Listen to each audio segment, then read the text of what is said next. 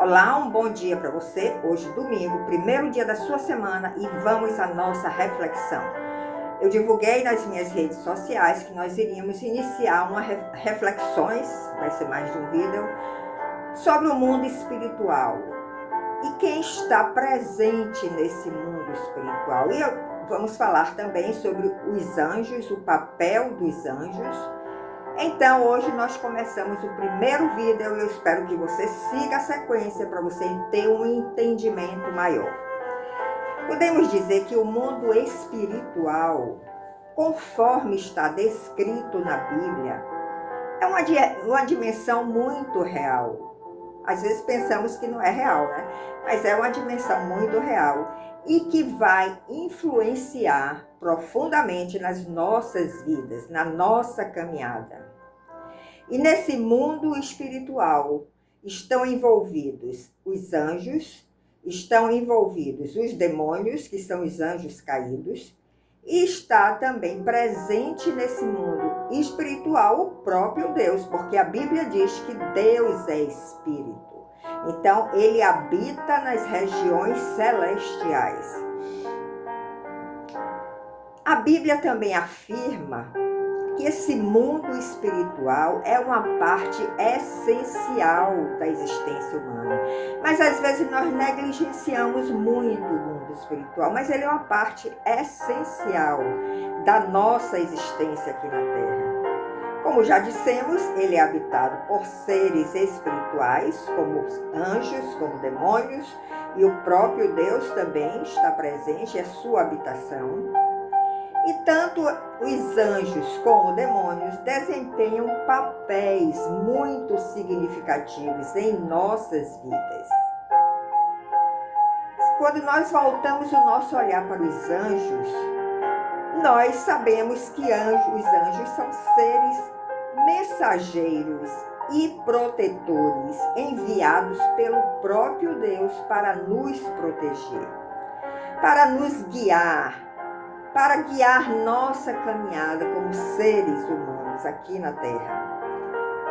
Por outro lado, os demônios são aqueles anjos caídos que se rebelaram contra Deus, juntamente com Lúcifer, e que buscam desviar as pessoas deste caminho que é a realidade e que é a vida, que é o próprio Jesus.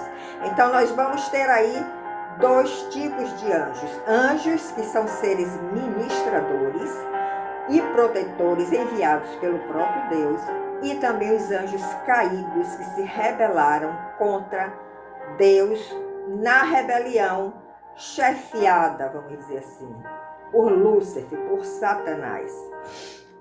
E quando nós vamos na Bíblia buscar versículos que falam sobre os anjos, para que nós tenhamos realmente essa clareza de que esse mundo espiritual está presente nas Escrituras.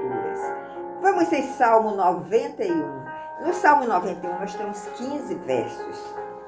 Nós não vamos ler todos os 15, eu vou destacar alguns, mas você pode ler e deve ler os 15 versos e meditar em cada um deles.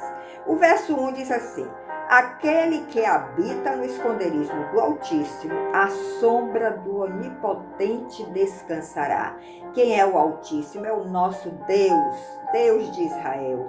Quando nós habitamos, nos escondemos debaixo das asas do Altíssimo, nós vamos repousar, nós vamos descansar, porque nós sabemos da sua onipotência.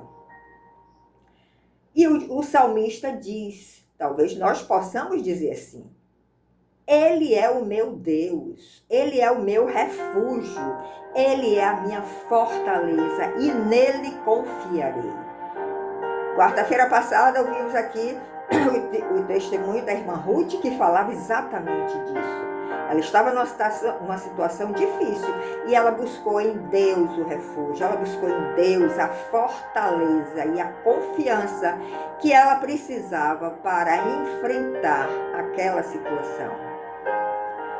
No verso 4, nós lemos o seguinte: Ele te cobrirá com as suas penas, o Altíssimo, e debaixo das tuas asas te confiarás. A sua verdade será o teu escudo. A verdade é que é o nosso escudo, a palavra de Deus, que precisa estar impregnada no nosso ser. Mas para isso nós precisamos tomar uma atitude de querermos nos aprofundar na palavra de Deus, no conhecimento da palavra de Deus. Contar com pessoas que já estão numa caminhada mais avançada, que pode lhe ajudar muito a lhe dar esse entendimento da palavra de Deus, porque é ela que será o seu escudo. E ainda lemos o seguinte: você não vai ter medo do terror pela noite e nem vai ter medo das setas que voam durante o dia. 1000 cairão ao seu lado e 10.000 à tua direita, mas essas setas não atingirão a você. Você está vendo a proteção?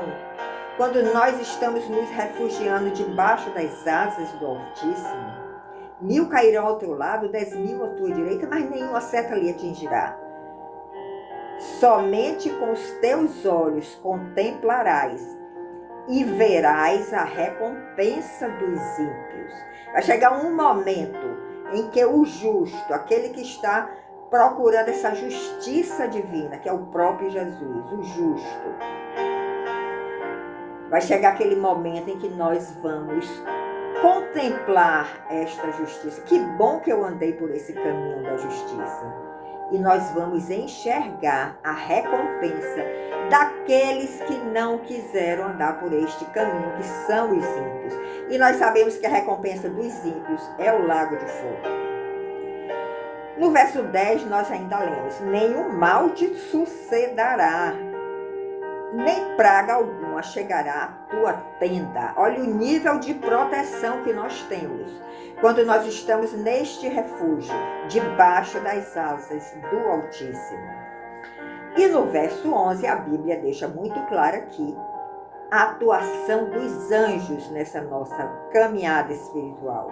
Porque aos seus anjos Deus dará ordem a teu respeito, para te guardarem em todos os teus caminhos. Nós precisamos crer neste mundo espiritual e nós precisamos ver este mundo espiritual, porque existe uma proteção para aqueles que estão andando em justiça, para aqueles que aceitaram Jesus Cristo como seu Salvador, seu Redentor. Eles estão se refugiando debaixo das asas do Altíssimo.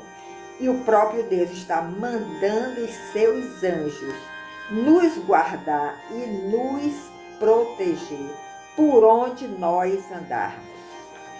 Então, prosseguindo aqui na nossa reflexão, nós vemos que a Bíblia mostra claramente que o mundo espiritual é uma parte real do nosso mundo. Não se limite a esse mundo físico. Queira enxergar, queira penetrar neste mundo espiritual, porque este mundo espiritual é uma parte bem real da nossa existência. As coisas que acontecem no mundo espiritual afetam as nossas vidas, tanto de uma forma positiva como de uma forma negativa. Porque todos nós temos um espírito. E se o nosso espírito já está vivificado pela presença do Espírito Santo em nós, já está vivificado por termos aceitado a Jesus como nosso Salvador, nós vamos, através do nosso espírito vivificado, captar todas essas coisas que acontecem no mundo espiritual. Nós podemos dizer que o nosso mundo tem 3 áreas principais: o mundo físico, o mundo da mente, que é onde Satanás gosta muito de atacar, e o mundo espiritual. Você pode estar somente no mundo físico, você não tem seu espírito vivificado, você vive sua vida natural, como homem natural. Não tem a menor percepção do mundo espiritual, do que pode lhe afetar. Ou então você pode transcender um pouco, chegar no mundo da mente, através de meditações, que são muito pregadas aí através de outras seitas, que você busca o seu eu e através da sua mente você chega a um estágio de meditação, de elevação. Com certeza você deve usar a sua mente, mas falta aí o mundo espiritual, porque é dele que procede todas as coisas. E nós, como seres humanos, nós estamos também em 3 dimensões, porque temos corpo, mundo físico, homem natural, temos alma, sentimentos, emoções, mente, e temos espírito. Nós somos corpo, alma e espírito, e isso está registrado na Bíblia. Se você crê na Bíblia e estuda a Bíblia, você vai encontrar isso. Agora, esse mundo espiritual tem uma influência muito forte na vida dos que creem e veem este mundo espiritual, e daqueles que também não creem e ignoram, até faz chacota. Ele está sendo influenciado, essas pessoas estão sendo influenciadas por este mundo espiritual, que para ele ainda é invisível. Então veja a importância de nós termos este entendimento, esta visão, esta percepção do mundo espiritual. E nós devemos estar muito cientes dessas 3 dimensões, porque essas 3 dimensões vão afetar profundamente e diretamente as nossas vidas. Agora vamos ver a recomendação que o apóstolo Paulo deixou em 2 Coríntios, capítulo 4, onde ele diz como nós devemos lutar, batalhar quando estamos sofrendo ataques, situações que nós já temos a percepção que vem do mundo espiritual e não do mundo natural. O mundo natural é apenas um reflexo do mundo espiritual. E ele diz que nós devemos usar a armadura de Deus para guerrear nessas situações difíceis que nós estamos atravessando, ou já atravessamos em algum momento, e iremos atravessar porque constantemente estaremos em batalhas aqui na Terra. Então abra sua Bíblia em 2 Coríntios 4, vamos ler de 6 a 18. Também não vou ler todos os versos, mas leia e medite, porque você tem aí a receita da armadura de Deus para você batalhar quando você estiver em lutas onde estão envolvidos os seres espirituais.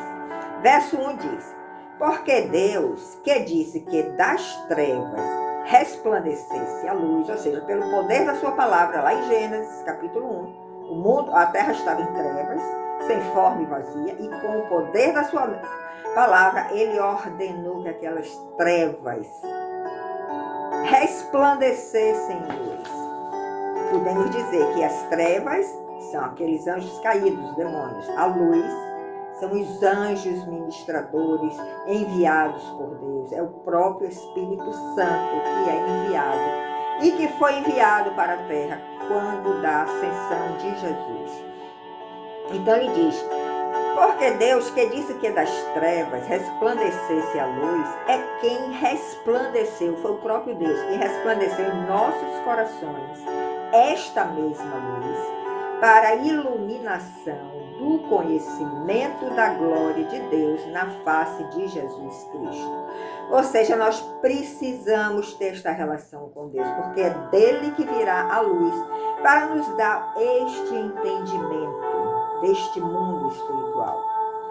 7. Temos, porém, este tesouro, ou seja, a glória de Deus, em vasos de barro, porque nós somos vasos de barro. Nós fomos criados do barro. O homem foi criado do barro. Vá lá em Gênesis, capítulo 1, o princípio, para você entender como tudo surgiu.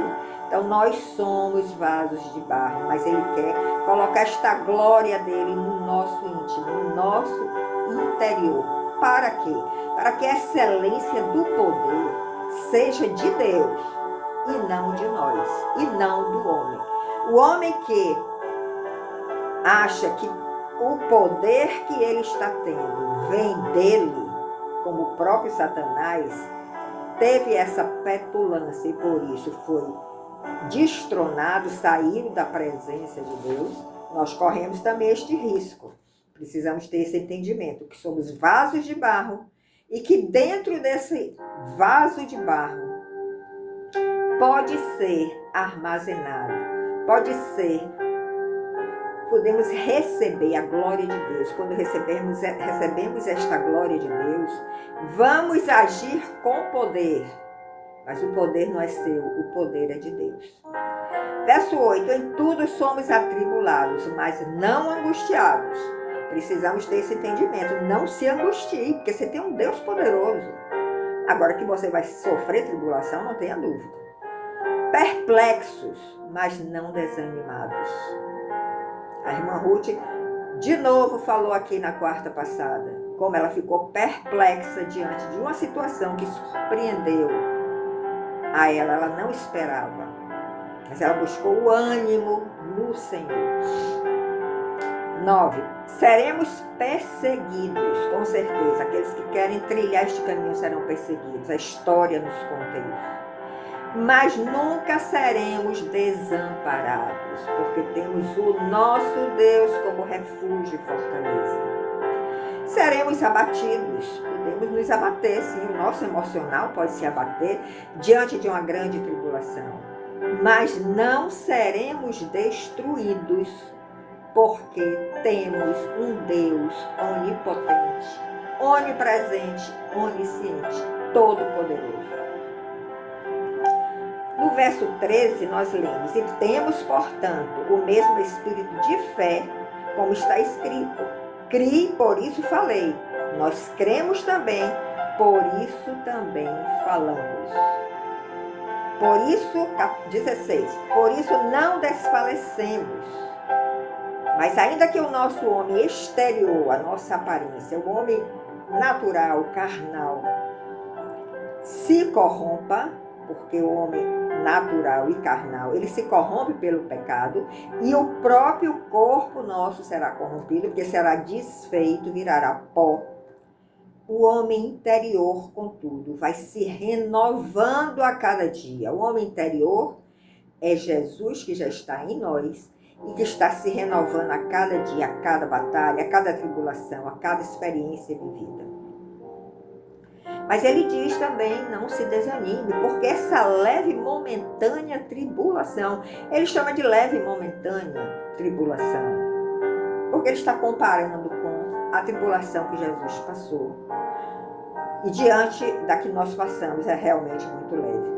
Mas esta leve e momentânea tribulação produz para nós um peso eterno de glória que é muito excelente. Então nós vemos aí a recomendação do apóstolo Paulo no que tange a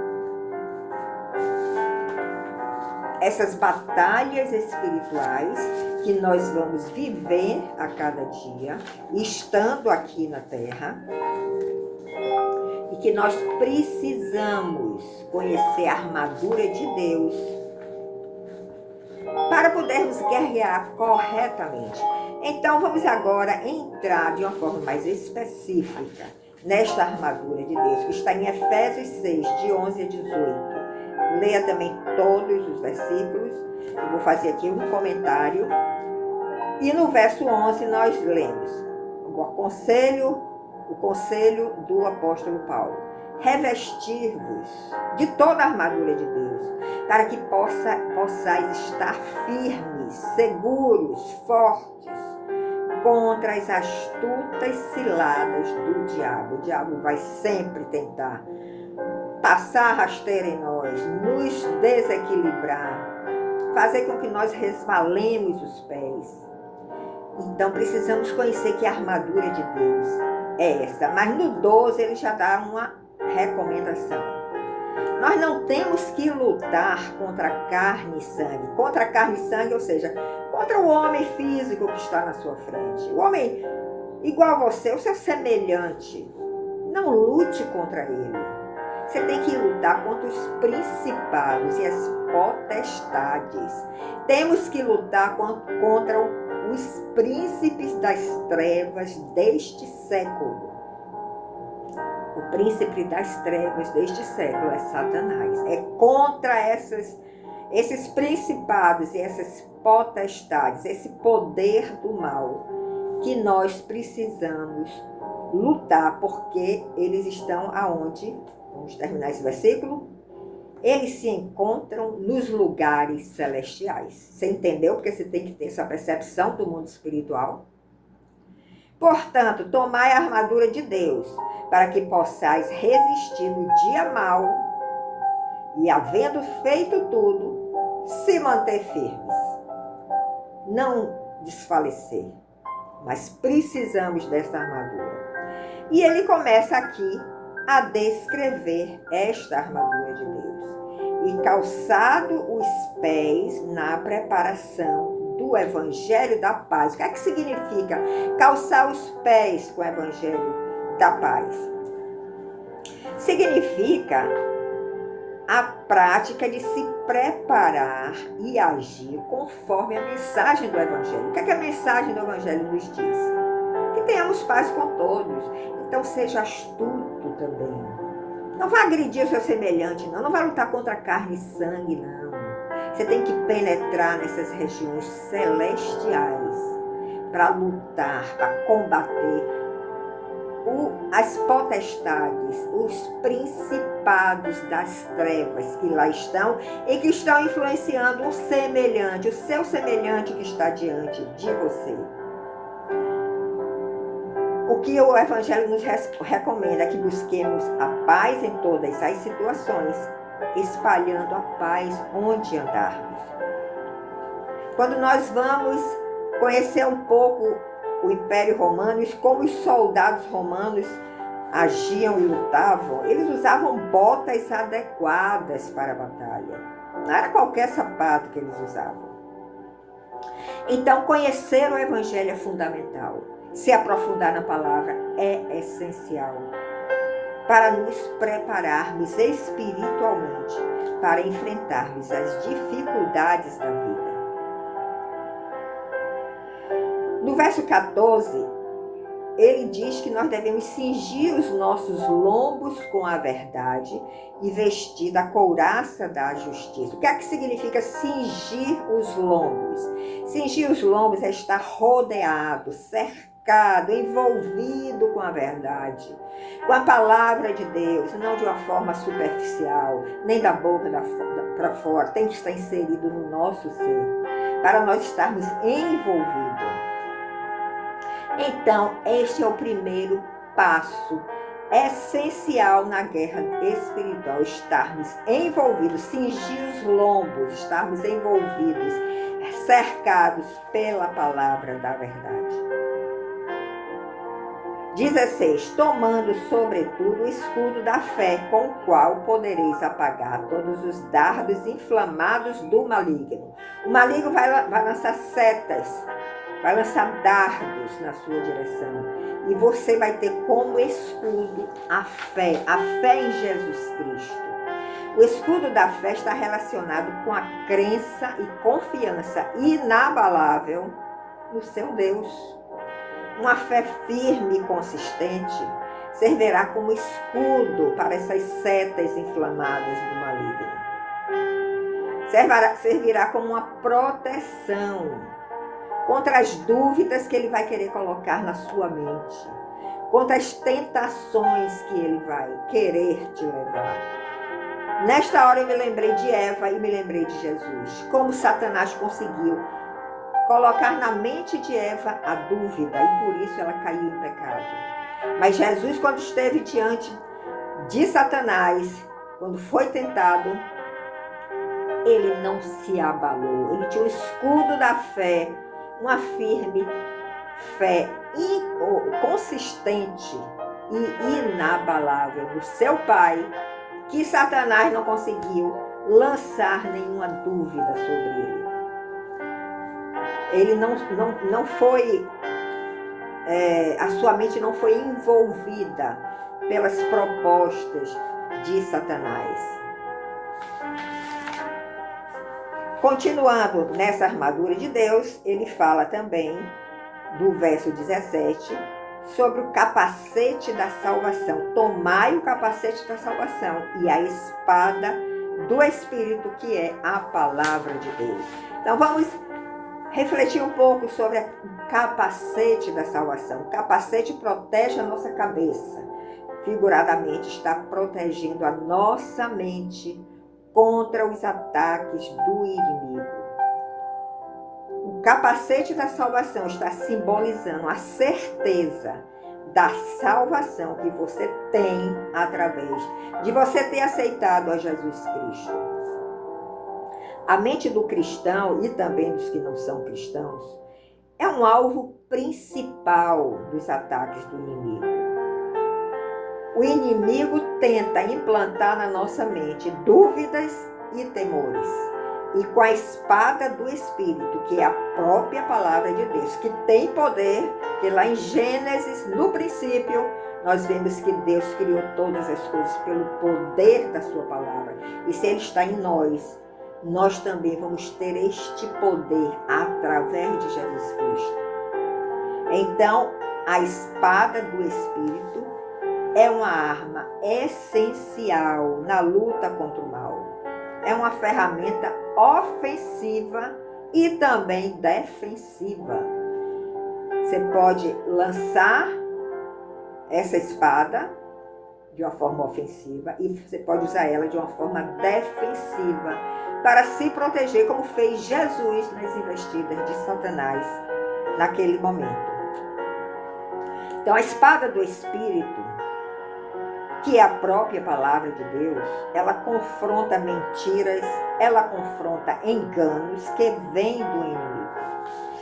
Nós podemos ver que para termos essa espada do Espírito, uma espada bem afiada, como os romanos tinham, se nós estamos mergulhando a cada dia e não perdendo as oportunidades que o Senhor nos dá de conhecermos e nos aprofundarmos mais na palavra de Deus. Você está fazendo isso ou você está vivendo aquela vida superficial de só ir aos cultos e ficar sentado ouvindo? Saia desse comodismo, porque senão você não vai ser revestido dessa armadura de Deus. No verso 18 nós lemos uma recomendação do apóstolo Paulo: orando em todo tempo, com toda oração e súplica no Espírito, e vigiando nisto com toda perseverança e súplica por todos os santos. Ele fala aí da oração, ele fala da súplica, ele fala da perseverança. Então vamos entender o que é oração, o que é súplica, qual a diferença. A oração envolve uma conversa com Deus. Você pode conversar com Deus de uma forma como você conversa com seu esposo, com sua esposa, com seus filhos. Ele quer lhe ouvir, ele quer conversar com você. Ele descia toda tarde para conversar com Adão e Eva. A oração inclui isso, uma conversa com Deus. Inclui também a adoração a Deus. Inclui também agradecimento por tudo que você recebeu. E também inclui petições. Você pode fazer petições através da oração. Mas a súplica tem outra conotação. A súplica é um pedido humilde, você tem que se colocar de uma forma humilde diante de Deus e veemente naqueles momentos de grande angústia. Nos momentos de grande angústia, em vez de orar, você vai suplicar. Porque na súplica, o clamor é diferente. Nós estamos passando por um momento de angústia. E a vigilância não pode deixar de existir na nossa caminhada espiritual. Nós devemos estar sempre atentos à vigilância, para evitar cairmos em pecado e para percebermos as investidas do diabo. Então, esta é a armadura de Deus. que nós precisamos conhecer e praticar, tanto de uma forma ofensiva como de uma forma defensiva. Então, entender o mundo espiritual é crucial, é importante, é essencial para a nossa fé cristã, porque isso vai nos ajudar a reconhecer a presença de forças malignas em nossas vidas. E também vai aprender e nos dar o discernimento de ver Deus atuando, nos protegendo, mandando os seus anjos, dando ordem aos seus anjos para nos guardar e nos proteger. Reflita neste vídeo, compartilhe, é muito importante. Nós não podemos continuar cegos do mundo espiritual. E no próximo domingo vamos dar continuidade a esse tema. Muito obrigado pela sua atenção, pela sua audiência. No próximo domingo nos encontraremos. Até lá!